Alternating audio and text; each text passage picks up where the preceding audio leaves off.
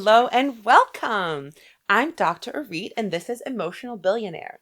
And today we're going to be talking about nuance and how to use nuance to make your life filled with only more of what's important to you, your values.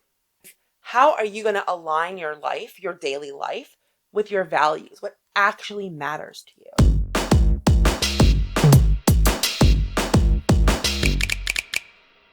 I have this imaginary society that I call the Nuance Society.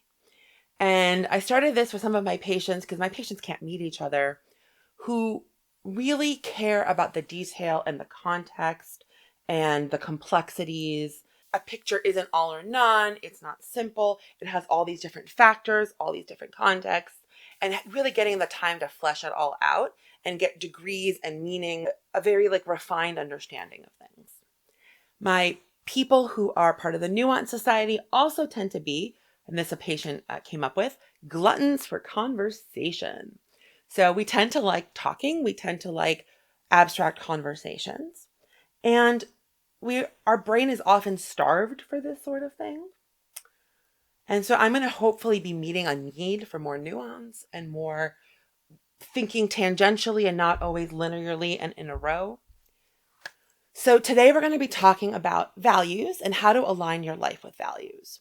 And I don't mean the basic, morality or the rules. My parents gave me good values. Here what I'm supposed to do in life. I mean actually what you care about, what's important to you, because values should be the most interesting thing you talk about. It's literally what you think is good, what you want more of in your life. And people very easily get out of balance with their values by focusing on something that is what they think they should be doing and not what they actually do. And then there's a perpetual feeling of emptiness or chasing the next thing. Hopefully that will make me feel good. And then it doesn't, because you're not actually, filling your life with the good stuff, the stuff that really is important to you. So if you're watching this video, in the description below, you can find some links for my freebie about this, and you can sign up and it will be emailed to you. And I have included a list of starter values for you guys to look at. And the list runs the gamut from, family, something that's a little bit more conventional, to art, fun, chaos. Some of you really like chaos and you need it. Don't deny yourself the chaos. You just have to learn how to wield it correctly. Autonomy, connection, imagination, physical fitness, love, beauty, all of these different things. And I want you to just take a moment and look at the list and just circle at least 2 or 3 things that you're like, yes, that is something I know I want. That is something I believe is good and is important.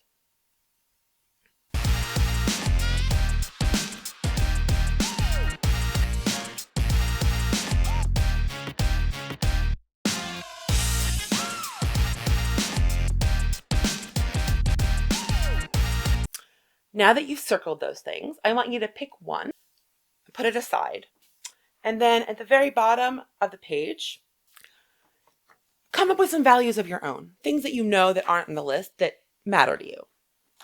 And then decide from your own list versus that other one from my list, and pick one.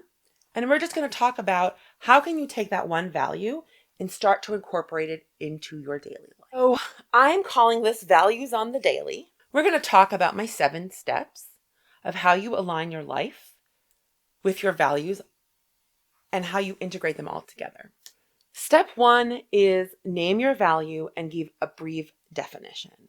So my example is one about independence and autonomy, doing more of what I want, having more of what matters to me in my life. Now, personally, this is not something I actually struggle with at all, but it's one that I know a lot of people really have a hard time with, especially if you're a people pleaser, this particular example. But remember, I want you to do this for whatever your value actually is. One of the things you'll hear me say is, I'm not going to tell you what to do. I'm going to tell you how to do it. So then I want you to make a list of, these are the kinds of activities that I could do that would be acting on that value. So for autonomy and independence, going for trips alone, having a meal, choosing to do a party, picking the next movie all your friends watch, saying no to things, getting to pick what you wear, not dating someone you don't like, focusing on, okay, these are activities I could do that will make me happy. Fun hobbies, reading about something, music, basically anything that you want to do more of, write those down. Step 3, think about the length and the frequency. This is the time one that you're going to do. So this can run the gamut from 10 seconds, like I'm going to sneak into the bathroom and listen to a song and dance for 10 seconds. And for those 10 seconds, I'm going to just be thinking about myself. And then I'm going to go back out into whatever the world demands of me.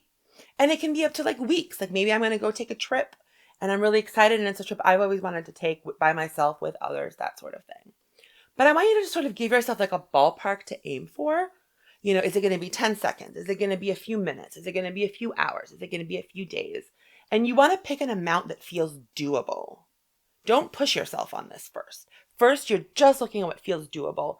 Nothing is based on willpower. None of my approaches require willpower. Willpower is a time-limited daily commodity. When you use it up, you run out of it. Any change you do for like 90+% of people, willpower at most is going to give you 2 or 3 weeks, maybe 3 or 4 days. But so you really want are things that you can feel are either immediately reinforcing or are giving yourself, or just sort of connected to what you're already doing.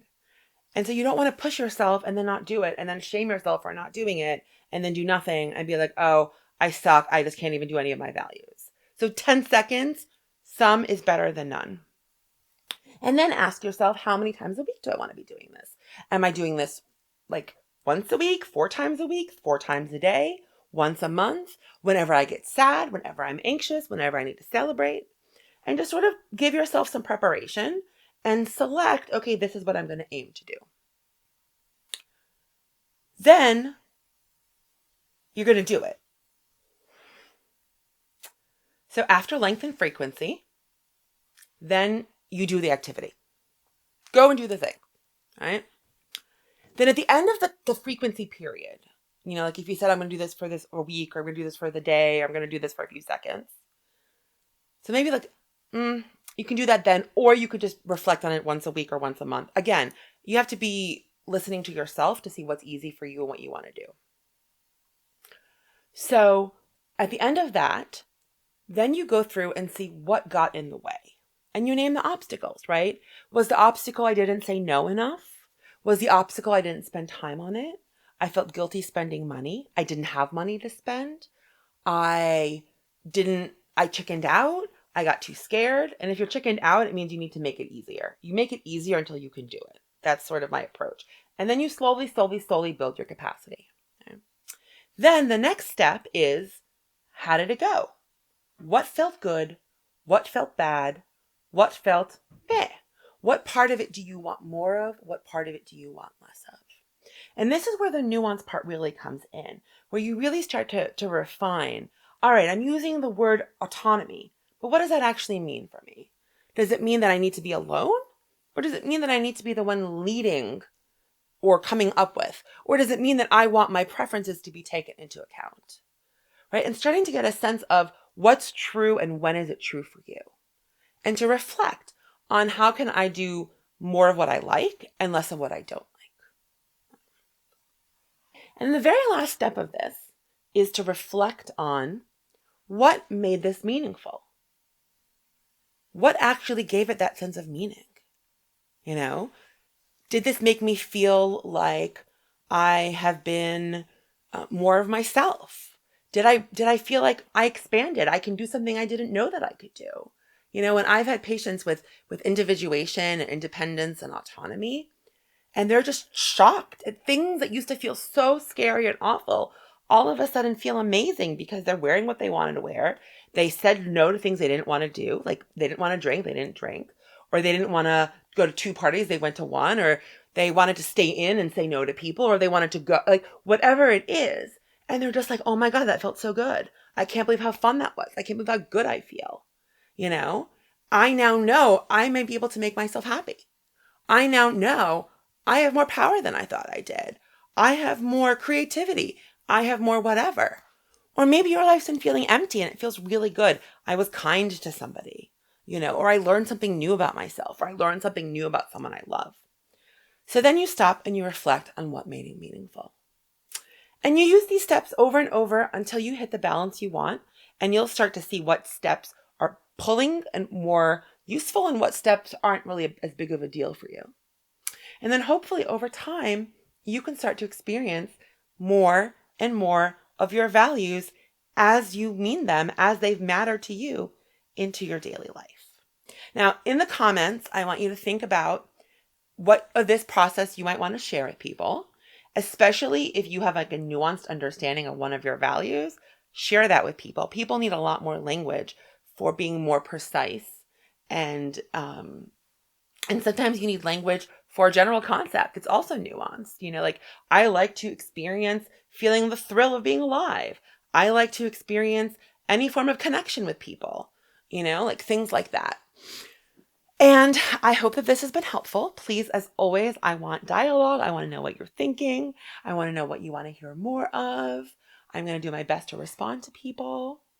Very, very excited to welcome you guys into Emotional Billionaire. I'm Dr. Arit. I'm super, super thrilled. And I hope that this has helped you to learn to love being you. Bye-bye.